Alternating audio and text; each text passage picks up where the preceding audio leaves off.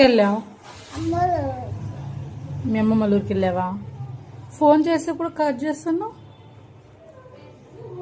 ఊరికి వెళ్తేనేమో అసలు ఫోన్ చేయవు, ఏం చేయవు. ఇక్కడికి వస్తేనేమో అత్త అత్త అని వస్తావా? మాట్లాడద్దు నువ్వు అని, సరేనా? ఫ్రెండ్షిప్ కట్ నీకు నాకు ఏం వద్దు తి, ఏం వద్దు. నీ దొంగ ప్రేమ నాకు చూపించకు, సరేనా? తి ఏం వద్దన్నా. 2 days నువ్వు